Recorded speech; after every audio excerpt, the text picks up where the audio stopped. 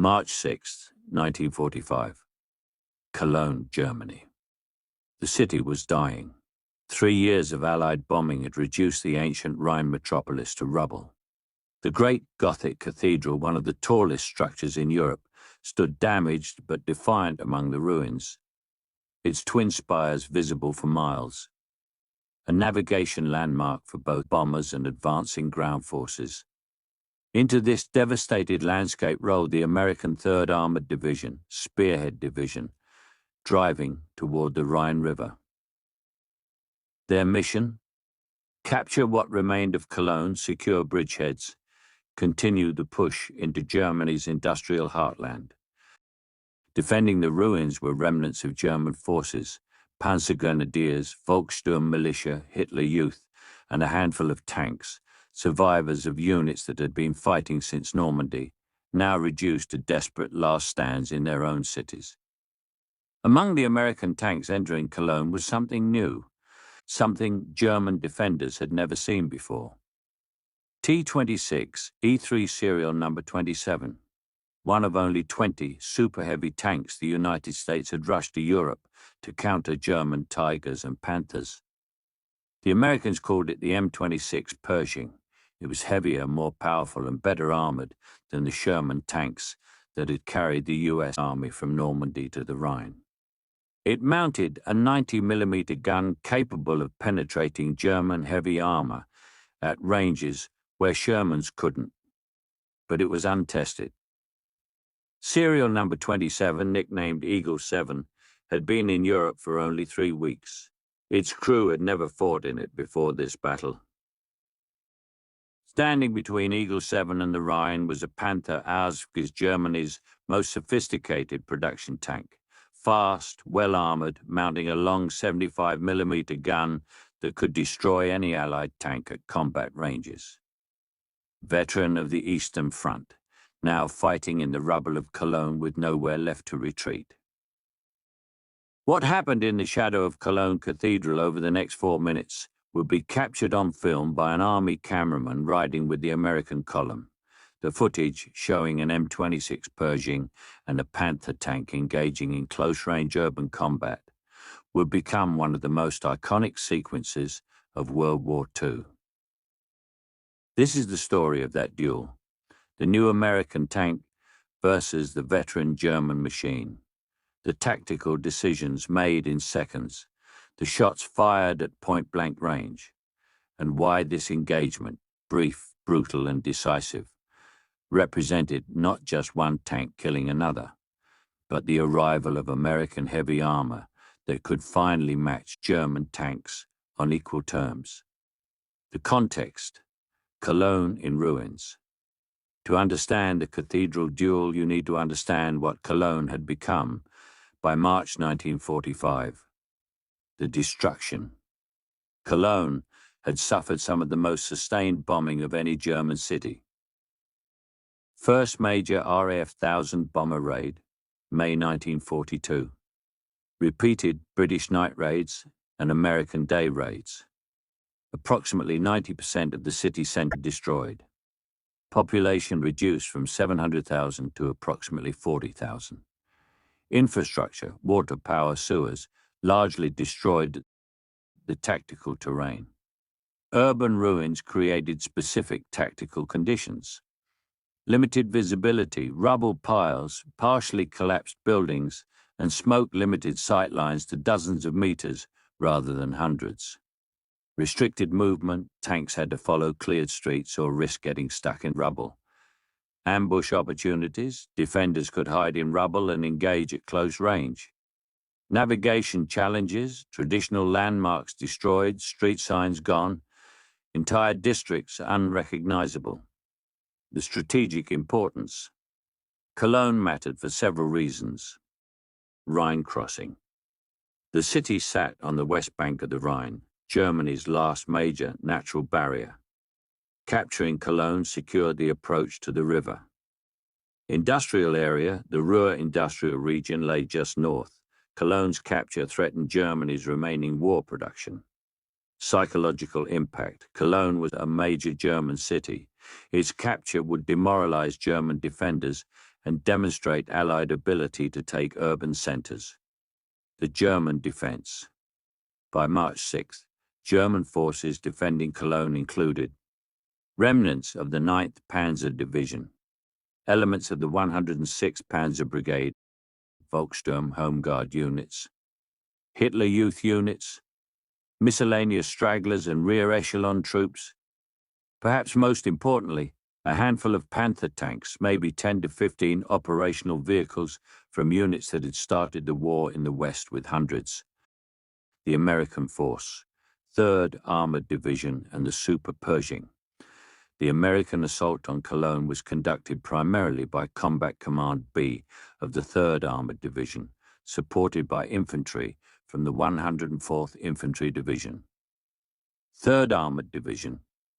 Known as the Spearhead Division, 3rd Armored had fought from Normandy to the Rhine.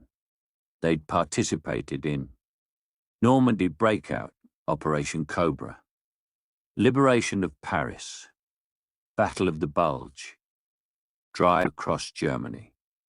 They were experienced, aggressive, and accustomed to urban combat. The Pershing arrival.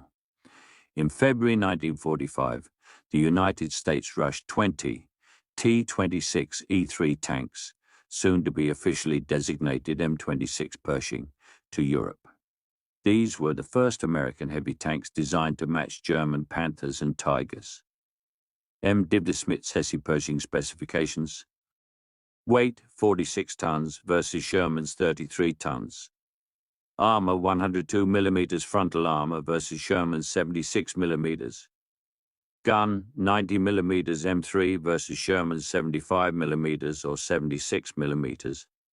Speed 25 miles per hour road speed, comparable to Sherman.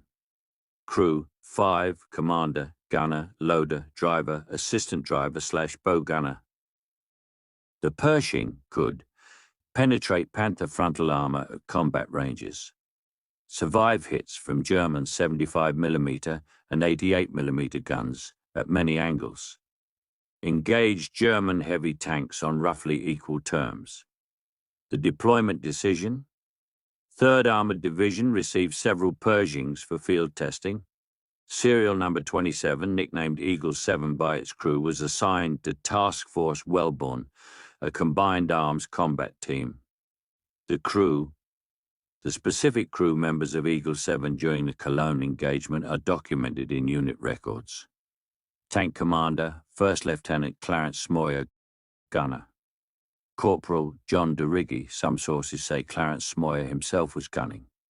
Loader, Private John Grimbaugh. Driver, Technician Grade 5, Bob Early. Assistant Driver / bow gunner, Private Jim Bates. The experience level. The crew was experienced in Shermans but new to the Pershing. They'd received minimal training on the new tank. Eagle 7 had been in their possession for less than 3 weeks. The Cologne operation was their first major combat in the vehicle. The opponent, Panther, a USFG. The German tank that would face Eagle 7 was a Panther Ausf G, Germany's most advanced production tank. Panther specifications. Weight 45 tons. Armor 80 mm frontal armor sloped, 45 mm side armor. Gun 75 mm K to K42 L/70, long barrel high velocity. Speed 34 miles per hour road speed, faster than Pershing. Crew 5, commander, gunner, loader, driver, radio operator / bow gunner. The Panther's advantages. Superior gun. The Panther's 75 mm L70 had exceptional penetration, better than the Pershing's 90 mm at long ranges. Sloped armor. The 80 mm frontal armor was sloped at 55 degrees, providing effective thickness of approximately 140 mm against perpendicular hits. Mobility. Faster and more maneuverable than the Pershing in most conditions. Crew experience. By March 1945, surviving Panther crews were veterans. The inexperienced had already been killed. The Panther's disadvantages: mechanical reliability. Panthers were mechanically complex and breakdown prone. By this late in the war, maintenance was increasingly difficult. Fuel shortage. Germany's petroleum supplies were nearly exhausted. Tanks were often immobilized by lack of fuel. Ammunition shortage. Quality control on German ammunition had deteriorated. Some rounds were defective. Strategic context. Even an operational Panther was fighting a losing battle. One tank couldn't change Germany's strategic situation. The specific Panther at Cologne. The Panther that would engage Eagle 7 was from an unknown unit, possibly 9th Panzer Division or 106th Panzer Brigade, positioned in defensive position near Cologne Cathedral, likely a veteran vehicle and crew, operating in urban rubble, negating some of the Panther's long-range advantages. March 6, 1945, the approach to the cathedral. The engagement that would be captured on film occurred during the 3rd Armoured Division's advance through central Cologne toward the Rhine. The tactical situation. Task Force Wellborn was advancing through ruins toward the cathedral area. The mission: clear German defenders, reach the Rhine, secure bridgeheads if possible. German resistance had been fierce but disorganized. Panzerfausts, handheld anti-tank weapons, were more dangerous than tanks. German troops could hide in rubble and ambush American armor at close range. The column.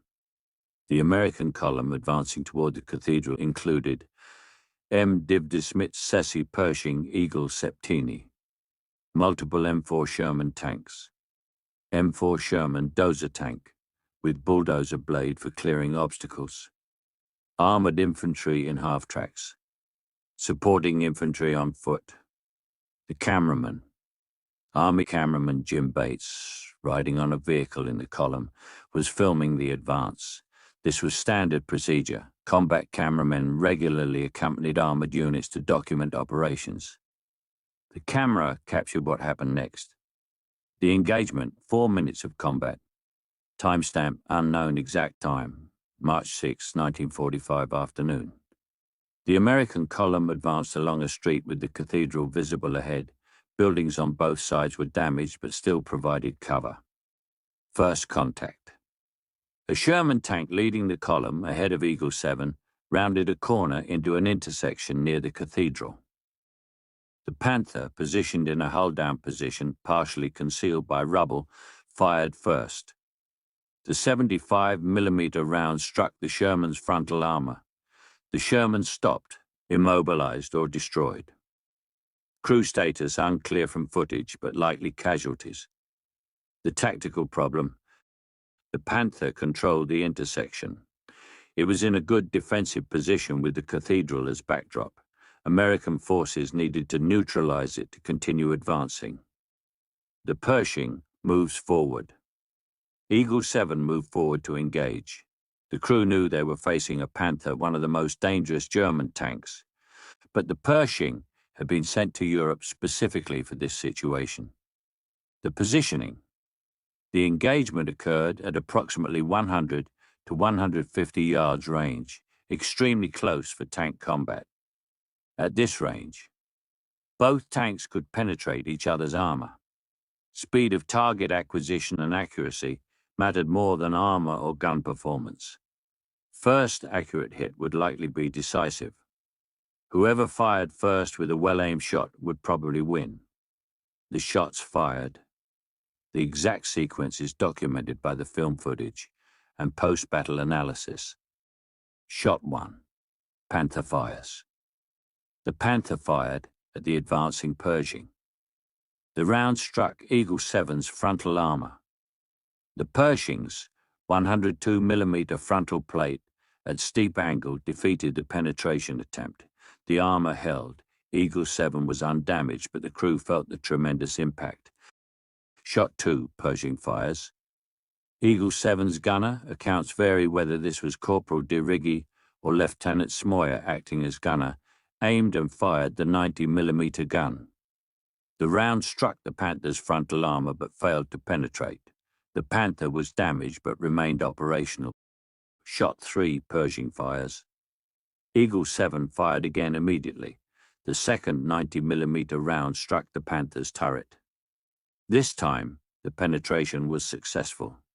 The round punched through the Panther's turret armor. The result? The Panther was disabled. Smoke began pouring from the turret. The crew bailed out, visible in the film footage as figures emerging from the turret and running from the tank. American infantry and other tank guns opened fire on the fleeing German crew. At least some crew members were killed during the escape attempt. The Panther began burning. The engagement was over. Total time: approximately 4 minutes from first shot to Panther disabled. The footage, one of WW1's most iconic sequences. The combat cameraman's footage of the Cologne Cathedral tank duel became one of World War II's most recognized pieces of film. What the footage shows: American armor advancing through rubble-strewn streets, the Gothic cathedral towers visible in the background, the Sherman being hit and disabled, Eagle 7 moving forward to engage the exchange of fire between Pershing and Panther, the Panther being struck and disabled, German crew members bailing out, smoke pouring from the destroyed Panther, the cathedral providing dramatic backdrop. Why the footage was significant: rare direct recording. Actual tank versus tank combat was rarely captured on film. Most footage showed the aftermath, not the engagement itself. Clear sequence. The footage clearly showed the tactical situation, the engagement, and the outcome. Iconic location. The Cologne Cathedral provided instantly recognizable landmark and dramatic setting. New technology. The footage showed the new American Pershing tank in combat for one of the first times. Representative moment. The duel symbolized the final months of the European War. American forces with new equipment fighting desperate German defenders in ruined German cities. The distribution. The footage was shown in newsreels in American theaters, used in military training films, included in documentaries about the war, analyzed by military historians studying tank combat, preserved in national archives and various military film collections. The aftermath. What happened next? Immediate tactical aftermath. With the Panther destroyed, the American column continued advancing. Remaining German resistance in the cathedral area was cleared by nightfall. 3rd Armored Division reached the Rhine riverbank by March 7th. Eagle 7's continued service. The Pershing crew continued fighting through the remainder of the war. Eagle 7 participated in the Rhine crossing operations, advances into central Germany, combat through April to May 1945, survived the war intact. The crew. Lieutenant Clarence Smoyer and his crew survived the war. Smoyer later wrote and spoke about the Cologne engagement and the Pershing's performance. The Panther crew. German records are unclear about the specific crew. At least some crew members were killed during the bailout attempt. Survivors, if any, likely became POWs. Strategic impact. The Cologne engagement had limited strategic impact. One destroyed Panther didn't change the war's course, but it demonstrated the Pershing could successfully engage Panthers. American heavy armor had arrived that could match German tanks. German defenders, even with good equipment, couldn't stop American numerical and material superiority. The significance, why the duel mattered. The Cologne Cathedral engagement mattered beyond the tactical result of one destroyed Panther. Reason 1, Pershing validation. The engagement provided combat proof that the Pershing could survive hits from Panther guns. Eagle 7's frontal armor stopped the Panther's first shot. Penetrate Panther armor at combat ranges. Engage German heavy tanks successfully. This validated the design and encouraged continued production and deployment. Reason 2. Tactical lessons. The engagement taught lessons about urban tank combat. Close-range engagements favored whoever acquired target first and fired accurately fastest. Heavy armor and powerful guns mattered less at 100 yards than crew skill. Urban terrain negated many of the Panther's long-range advantages. Combined arms, tanks, infantry supporting fire were essential in cities. Reason 3. Psychological impact. The footage had psychological effects. American morale, showing American tanks successfully engaging and destroying Panthers, boosted confidence. Soldiers knew they had equipment that could match Germany's best. German morale. For Germans watching their cities fall and their tanks destroyed, footage like this demonstrated the hopelessness of continued resistance. Public perception. American audiences saw modern American equipment successfully fighting in Germany, reinforcing support for the war effort. Reason 4. Historical documentation. The footage provided rare documented evidence of tank versus tank combat, valuable for post-war tactical analysis, military training, historical education, understanding urban combat, the technical analysis why the Pershing won. The Cologne engagement provides a case study in tank combat dynamics. Factors favoring the Pershing. Armor. The Pershing's 102mm frontal armor at steep angle provided better protection than anticipated. It stopped the Panther's first shot, giving the crew time to return fire. Gun power. The 90mm M3 gun, while not superior to the Panther's 75mm L70 in all circumstances, was powerful enough to penetrate Panther armor at close range. Crew readiness. The Pershing crew was alert and ready to engage. They identified the Panther quickly and returned fire rapidly. Tactical position. Eagle 7 approached from an angle that allowed return fire without being completely exposed. Factors favoring the Panther. Position. The Panther was in a prepared defensive position with partial concealment. This should have been a decisive advantage. First shot.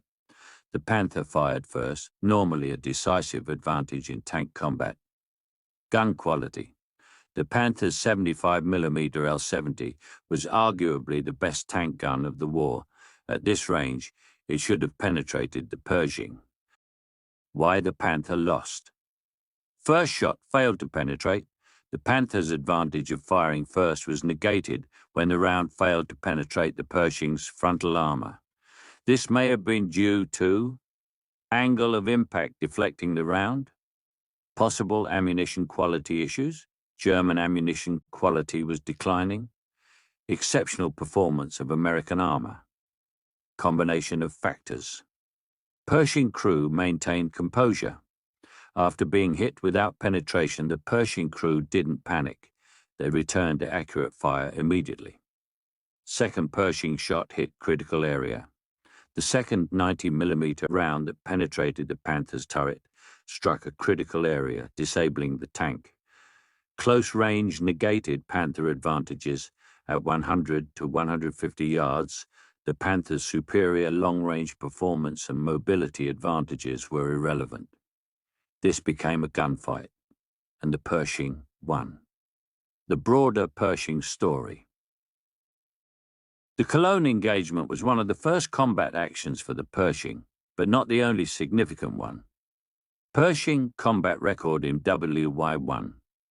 The 20T 26E3/M26 Pershings sent to Europe in February to March 1945 saw limited but significant combat.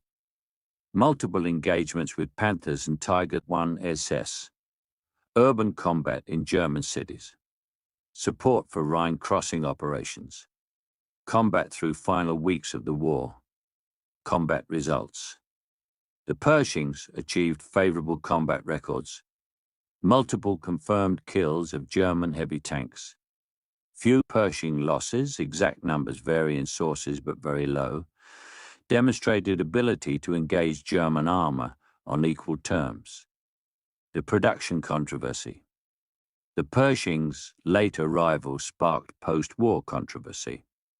Critics argued the Pershing should have been rushed into production in 1943 to 1944, giving American forces heavy tanks earlier in the European campaign. Defenders argued the Sherman was adequate for most tactical situations. Pershing production would have disrupted Sherman production. The war was won with Shermans. Pershings weren't strategically necessary. Industrial and logistical considerations made the timing decision reasonable. Post-war service. The M26. Pershing became the basis for post-war American armor. Served in Korea 1950 to 1953. Evolved into M46, M47, M48 pattern series. Influenced American tank design through the Cold War. The legacy, the duel that symbolized the end. The Cologne Cathedral tank duel became iconic because it represented multiple endings. The end of German armor dominance. For 3 years, 1940 to 1943, German tanks had dominated European battlefields. The Panzer III and IV, then the Tiger and Panther, had consistently outmatched Allied armor. The arrival of the Pershing, capable of matching German heavy tanks, symbolized the end of that dominance, the end of German defensive capability. The sight of a Panther, one of Germany's most advanced weapons, being destroyed in front of Cologne Cathedral symbolized Germany's inability to defend even its own cities. The end of the European War. By March 1945, the European war's end was visible. The Cologne engagement, American armor fighting in a major German city with the Rhine in sight, represented the final phase. The beginning of American heavy armor. The Pershing represented American willingness to build heavy tanks when necessary. The US had spent most of the war relying on medium tanks, Shermans. The Pershing showed American industry could produce heavy armor when required. The human element, the crews. Behind the technical analysis were human beings making life or death decisions in seconds. The Pershing crew. Lieutenant Clarence Smoyer and his crew faced a Panther, a tank that had been destroying American armor for 2 years. They remained calm when hit, returned accurate fire immediately, persisted after their first shot failed to fully disable the target, successfully destroyed a dangerous enemy tank. This was professional military performance under extreme stress. The Panther crew, the German crew, whose names are lost to history, were fighting in their own ruined country, knew the war was lost but continued fighting, engaged American armor from a defensive position, failed to achieve penetration on their first shot, possibly due to factors beyond their control, attempted to bail out when their tank was disabled, died, or were captured in a war that was already decided. This was the tragedy of soldiers fighting for a lost cause. Conclusion: 4 minutes that captured the war's end. March 6, 1945. Cologne Cathedral. An M26 Pershing and a Panther tank faced each other at point-blank range in the ruins of a German city. 4 minutes of combat. A few shots fired, 1 tank destroyed. The tactical result: 1 German Panther eliminated, American advance continued. The symbolic meaning: the arrival of American heavy armor that could match German tanks. The desperation of German defenders fighting in their own ruined cities. The visible approach of Allied victory. The end of German armor dominance. The footage captured it all. The Gothic cathedral in the background, smoke and rubble, the exchange of fire, the Panther burning, the crew fleeing. It became one of World War II's most iconic sequences because it compressed so much into 4 minutes of film. Advanced technology, desperate combat, urban destruction, human courage and tragedy, the visible end of Nazi Germany. Lieutenant Clarence Smoyer and his crew survived. The Panther crew did not. Eagle 7 continued fighting. The Panther became a burned-out hulk in front of the cathedral. The war continued for 2 more months, but the outcome visible in those 4 minutes of footage. American armor advancing through ruined German cities, destroying the last German defenders, was already decided. The duel at Cologne Cathedral didn't change the war's course. It documented it. One of America's newest tanks versus one of Germany's best. America's newest won. The footage remains, showing the moment when American heavy armor finally arrived that could meet German Panthers on equal terms, just as the war was ending and German Panthers were running out of fuel, ammunition, and reasons to fight. 4 minutes of combat. 80 years of military history lessons. One iconic scene that captured the end of the European war in a single engagement.